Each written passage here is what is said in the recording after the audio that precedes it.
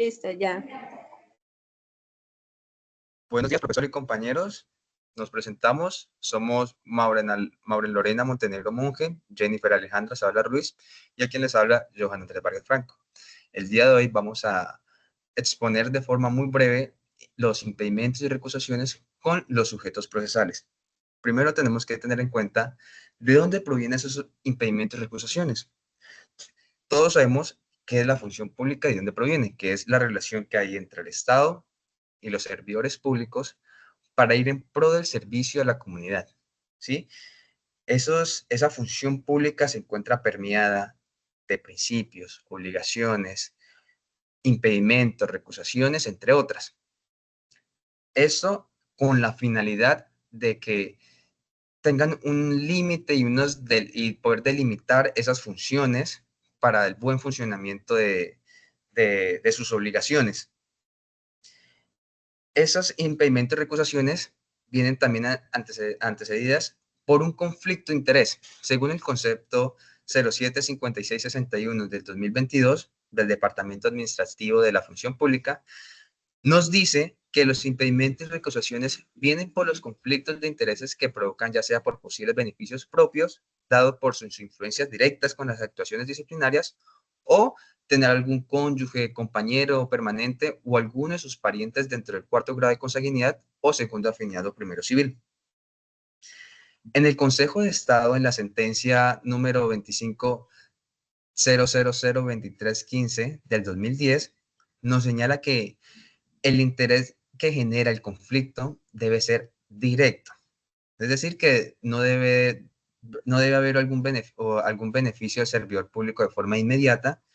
Esto es sin necesidad de que medie algunas circunstancias o algunos elementos externos a la misma, que se debe dar ese beneficio de manera especial al particular y concreto y que sea a favor del servidor público o alguno de sus cónyuges o parientes permanentes. ¿Cuál es la finalidad de los impedimentos y recusaciones? La finalidad es hacer que prevalezca el interés público sobre el particular, ya que al tener influencias podría tener o podría aprovecharse de sus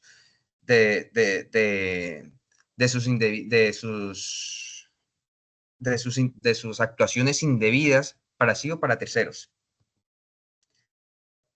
Las causales las encontramos en el Código General Disciplinario y son 10. Esas causales y recusaciones son para los servidores públicos que ejerzan la acción disciplinaria. Tenemos la primera, que es interés directo a la actuación disciplinaria o tener algún cónyuge o compañero permanente o alguno de sus parientes dentro del cuarto grado de consanguinidad o segunda afinidad o primero civil. El segundo es haber proferido la decisión de cuya revisión se trata o ser cónyuge o compañero permanente o pariente dentro del cuarto grado de consanguinidad, segunda afinidad o primero civil del inferior de quien dictó la providencia. Es decir, que el que dicta la providencia no puede tener ninguna relación, ya sea consanguínea o de otra forma, porque nos podemos declarar impedidos, o si sabemos que alguien tiene ese grado de consanguinidad, podemos recusarlo. El tercero es ser cónyuge o compañero permanente o pariente entre el cuarto grado de consanguinidad, segunda afinidad o primer civil de cualquiera de los sujetos procesales. Es decir, si mi hermano, dando un ejemplo, mi hermano es uno de los sujetos procesales, yo no puedo estar en esa actuación disciplinaria porque me pueden recusar o me tengo que declarar impedido. Haber sido apoderado o defensor de alguno de los sujetos procesales o contraparte de cualquiera de ellos, o haber dado consejo o manifestado su opinión sobre el asunto en materia de la actuación. Tener una amistad íntima o enemistad grave con cualquiera de los sujetos procesales. Esto ya es muy obvio, porque si tengo una amistad, yo siempre voy a tener o voy a querer que éste se beneficie, o en su contrario, si es una enemistad ya muy grave, siempre voy a buscar de que le vaya muy mal en esa actuación disciplinaria. Ser o haber sido socio de cualquiera de los sujetos procesales en sociedad colectiva de responsabilidad limitada, en comandita simple o de hecho, o serlo o haberlo sido en su cónyuge o compañero permanente o pariente entre el cuarto grado de consanguinidad, segunda afinidad o primero civil. ser o haber sido heredero, legatario o guardador de cualquiera de los sujetos procesales, o serlo o haberlo sido su cónyuge o compañero permanente o pariente entre el cuarto grado de consanguinidad, segundo afinidad o primero civil. La autoridad competente decidirá de plano entre los días siguientes a la fecha de su recibo. Si acepta el impedimento, este determinará a quién le corresponde el conocimiento del asunto, pudiendo, si es preciso, designar un funcionario ad hoc en el mismo acto ordenará la entrega del expediente. Esta actuación administrativa, ya sea para la recusación o para el impedimento, se debe suspender desde la manifestación del impedimento hasta cuando se decida. El trámite lo encontramos a partir del artículo 105 del Código General Disciplinario, y aquí tenemos algunos elementos muy importantes para poder hacer ese impedimento, que es que el servidor debe entregar un escrito motivado entre los 3 días siguientes, dando a conocer que tiene conocimiento de la actuación, que en ese escrito debe haber la causal de esas 7 causales que dije anteriormente, debe ponerla de forma muy clara, y si es posible, debe aportar algunas pruebas pertinentes. Esta se debe remitir al superior, y si no tiene, a la cabeza del respectivo sector administrativo. A falta de todos estos, se debe ir al Procurador General de la Nación, cuando se trate ya de autoridades nacionales o del alcalde mayor distrito capital, o al Procurador Regional en caso de las autoridades territoriales. Le hago paso a mi compañera Maure. Bueno, continuando con el trámite, pues aquí la autoridad competente ya va a decidir de plano dentro de los 10 días siguientes, y puede que designe a alguien más para resolver el asunto, e incluso o designárselo al competente. Y pues esta actuación también se suspende desde su manifestación hasta que se resuelva. Siguiente.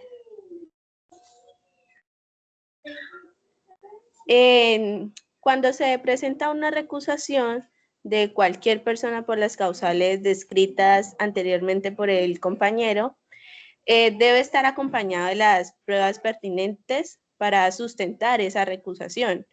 Y el recusado, en este caso, tiene 2 días para manifestar si acepta o no la recusación. Y luego se sigue el trámite que anteriormente hemos explicado, y ya de ahí pues la actuación disciplinaria se suspende desde la manifestación del impedimento hasta cuando se decida. Siguiente. Listo. El impedimento y recusación del Procurador General de la Nación. Según el artículo 108 del Código General Disciplinario, aquí se establece el procedimiento a seguir si el Procurador General de la Nación se declara impedido o es recusado. Por regla general, si el Procurador General de la Nación se declara impedido o acepta la recusación, el viceprocurador general es la persona encargada de asumir el conocimiento de la actuación disciplinaria.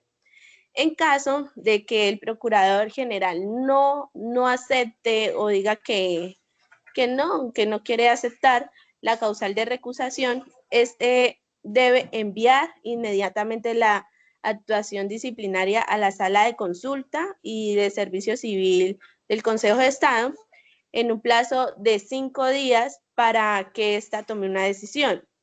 Ya el Consejo de Estado puede decidir 2 cosas. Primero, si esta dice que sí está infundada la causal de recusación, pues la devolverá al despacho del Procurador General.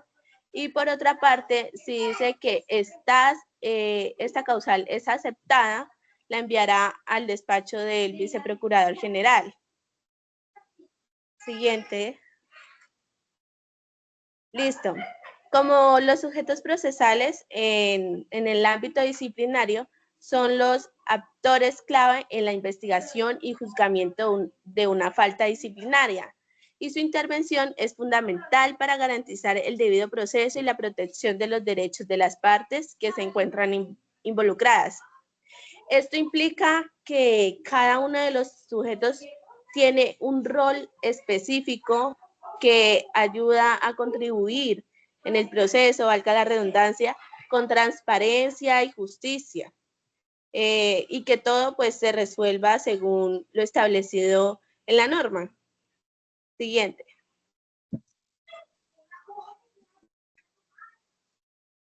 Listo. En el artículo 109 nos trata sobre los sujetos procesales en la actuación disciplinaria. Aquí se establece quiénes pueden intervenir como sujetos procesales y entre estos se encuentra el investigado y su defensor. Seguidamente está el Ministerio Público, específicamente en casos que se tramite ante la Comisión Nacional de Disciplina Judicial, las comisiones seccionales de disciplina judicial o el Congreso de la República cuando son funcionarios de los que menciona el artículo 174 en la Constitución Política, que son los que tienen alto rango en el Estado. No hay que dejar de lado a las víctimas, tanto de violaciones de derechos humanos como el derecho internacional humanitario y al igual que el acoso laboral. Además, cabe resaltar que la Procuraduría General de la Nación puede intervenir como un sujeto procesal cuando ejerce un poder de supervigilancia administrativa y esta no se hace el uso del poder preferente. ¿Esto qué permite? Esto asegura que las partes relevantes en el proceso disciplinario tengan voz y una representación con un enfoque justo y equitativo. Listo. Bueno, a continuación les voy a hablar acerca de las facultades de los sujetos procesales, enfocándome en en que primero los sujetos procesales pueden solicitar, aportar y controvertir las pruebas. En segundo lugar, pueden interponer los recursos ante la ley. Eso quiere decir que cuando no estamos de acuerdo con una decisión que se ha proferido ante un tribunal o alguna instancia, pues podríamos apelar o interponer el recurso de reposición ante esta o su superior jerárquico. Podemos presentar solicitudes que sean necesarias para garantizar la legalidad de la imputación disciplinaria. Y también podemos solicitar documentos de reserva legal en casos extraordinarios. Eso quiere decir de que no todos tenemos acceso a información confidencial, sino en casos excepcionales. En la siguiente diapositiva vamos a hablar de las facultades de los sujetos disciplinarios.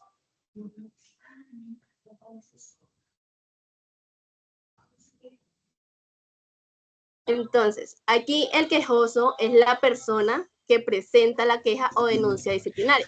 Con ello nos referimos a que es aquel que denuncia al servidor público. Sin embargo, pues a ese no se le va a considerar un sujeto procesal, dado de que no tiene una plena participación de este proceso, como si la tiene tanto el investigado y el disciplinado o su defensor.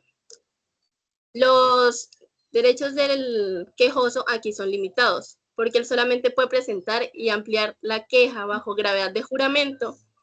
Eso quiere decir de que él hace la denuncia formal, explicando los hechos que considera irregulares, pero no hace parte en sí del debate probatorio ni puede rendir algún tipo de pregunta, pues, para discutir.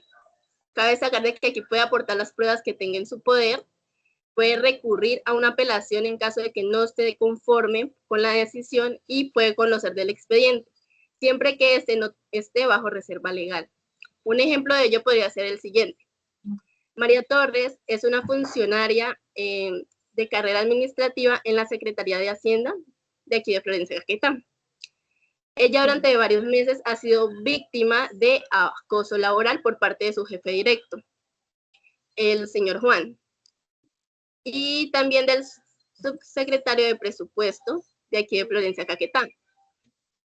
A ella la están sobrecargando con bastante trabajo, la llamaban en horas no laborales y estaba cumpliendo funciones de otros compañeros de trabajo que no eran propias de su contrato laboral. Ella interpone una denuncia disciplinaria porque esto no está bien lo que están haciendo con ella, y ante eso solamente puede presentar la queja describiendo lo que ella ha vivido, aportando las pruebas suficientes y pertinentes y en caso de que en el momento falten, con el tiempo también podría aportar pues aquellas que ya considere esto suficientes, ¿no? Puede entregar los correos electrónicos y grabaciones que tenga de esto como prueba y puede archivar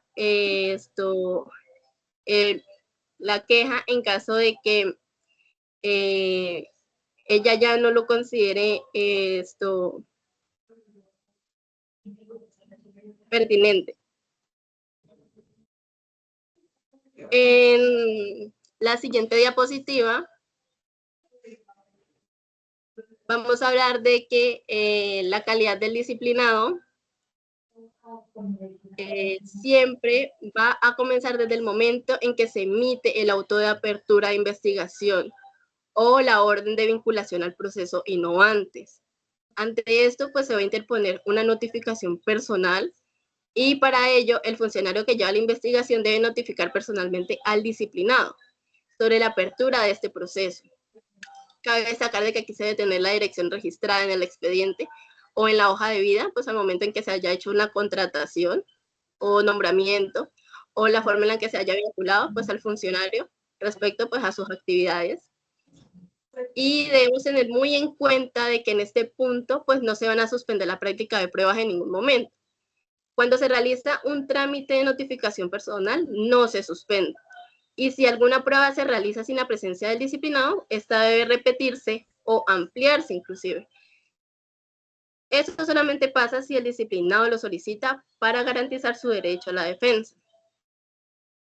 Siempre debe haber una obligación de registrar la dirección, puesto que una vez la persona es notificada, el disciplinado y su abogado deben indicar una dirección para recibir todas las comunicaciones del proceso.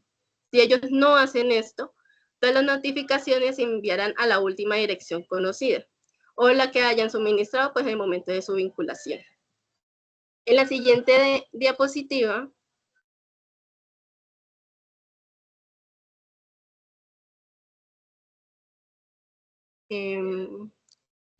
pues aquí hacemos referencia a que la notificación personal no se suspende en ningún caso de la actuación probatoria encaminada a demostrar la existencia del hecho y la responsabilidad del disciplinado, mismo que estaba refiriendo hace un momento. En la siguiente diapositiva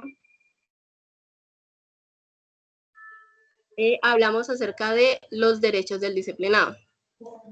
En primer lugar, el disciplinado tiene derecho de acceder a la actuación. Con esto nos referimos a que él tiene derecho a ver el expediente completo de su caso en contra.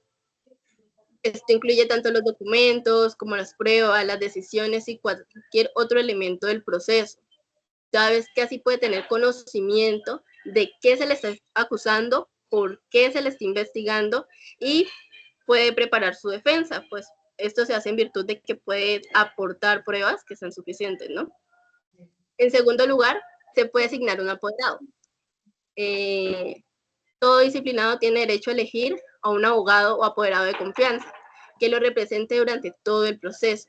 Ese profesional podrá hablar por él, presentar pruebas y hacer solicitudes y defender sus intereses. En tercer lugar, debemos tener en cuenta de que tiene derecho a ser oído en versión libre. Con esto nos referimos directamente a que el disciplinado tiene derecho a contar su versión siendo escuchado sin ser juzgado, de manera voluntaria en cualquier momento del proceso y antes del fallo. Esto permite que se escuche su punto de vista directamente, lo cual pues es muy importante para garantizar un juicio justo. En cuarto lugar, nos vamos a referir a la solicitud o aportación de pruebas y la controversión de estas mismas pruebas. Dado de que se pueden pedir que se realicen pruebas, por ejemplo, una declaración de un documento, la verificación de la existencia de un documento, por ejemplo, un contrato laboral. También se pueden aportar pruebas que consideren oportunas, es decir, que realmente sean de peso lo suficiente pues como para cambiar la decisión del juez. Se pueden cuestionar aquellas pruebas de la contraparte, señalando que estas no son válidas o no son confiables, toda vez que tengamos con qué controvertir esto, es decir, un fundamento legal. En la siguiente diapositiva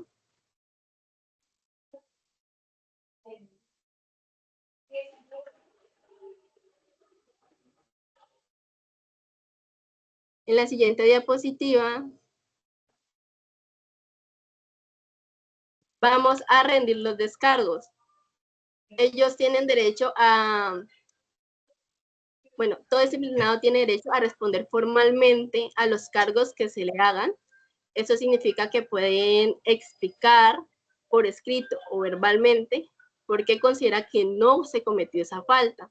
Es decir, se puede defender. También se pueden sustentar o impugnar decisiones, puesto que en algún momento del proceso se puede tomar una decisión con la cual no se esté de acuerdo y esto puede afectar el desarrollo de las funciones del disciplinado. Ante esto se podría apelar ante esa decisión, es decir, pedir que se haga una revisión de la decisión que tomó el juez y se debe sustentar, porque toda apelación debe ser debidamente sustentada. En séptimo lugar, debemos tener copias de la actuación. Las partes en un proceso siempre tienen copias de toda actuación, dado que esas son debidamente allegadas a su correo. Y en octavo lugar, podemos presentar alegatos antes del fallo. Con esto nos referimos a que cuando se toma una decisión final, se puede presentar un escrito o intervención para explicar por qué se cree que se debe absolver o en su defecto no presentar alguno. En la última diapositiva, debemos tener muy en cuenta que como estudiantes de Derecho de la Facultad de la Amazonía, tenemos el consultorio jurídico y podemos actuar como defensores de oficio en procesos disciplinarios, conforme a lo establecido por la ley. Con eso nos referimos al Acuerdo 01 del 2009, del 28 de enero del 2009, la cual por medio de este acuerdo se expide lo que es consultorio jurídico. Asimismo, en el artículo 32 se nos otorga la facultad y la competencia para poder